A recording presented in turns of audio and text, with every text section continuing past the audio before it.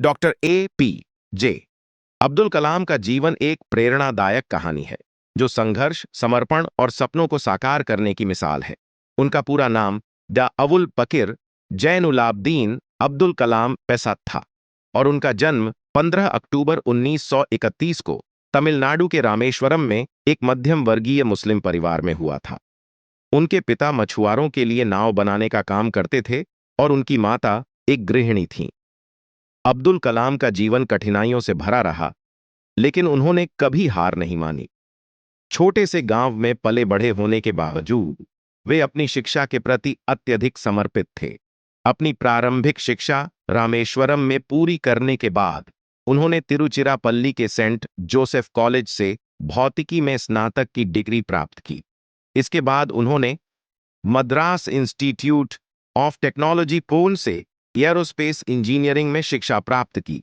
कलाम का करियर भारतीय अंतरिक्ष अनुसंधान संगठन आईएसआरओ और रक्षा अनुसंधान एवं विकास संगठन डीआरडीओ में प्रमुख वैज्ञानिक के रूप में शुरू हुआ। उन्होंने भारत के पहले उपग्रह प्रक्षेपण यान एसएलवी-3 के विकास में महत्वपूर्ण भूमिका निभाई, जिसने 1780 में रोहिणी उपग्रह को अंतरिक्ष में स्थापित किया।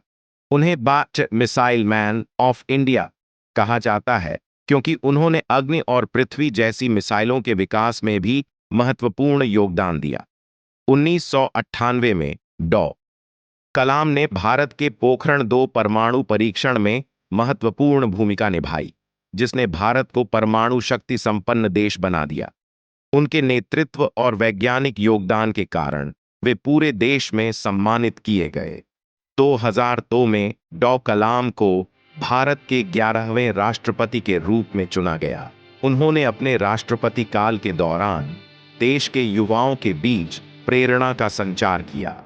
उन्हें पीपल्स प्रेसिडेंट के रूप में जाना गया क्योंकि वे आम जनता के बहुत करीब थे और हमेशा युवा पीढ़ी को वैज्ञानिक सोच और विकास की दिशा में काम करने के लिए प्रेरित करते थे।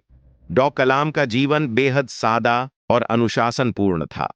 उनका मानना था कि सपने वही नहीं होते जो हम सोते वक्त देखते हैं, बल्कि सपने वे होते हैं जो हमें सोने नहीं देते। 27 जुलाई 2015 को शिलांग में एक व्याख्यान के दौरान दिल का दौरा पड़ने से उनका निधन हो गया। डॉ. ए.पी.जे. अब्दुल कलाम का जीवन हमें यह सिखाता है कि चाहे परिस्थिति कैसी भी हो, कड़ी मेहनत, समर्पण और ईमानदारी से हम अपने सपनों को साकार कर सकते हैं।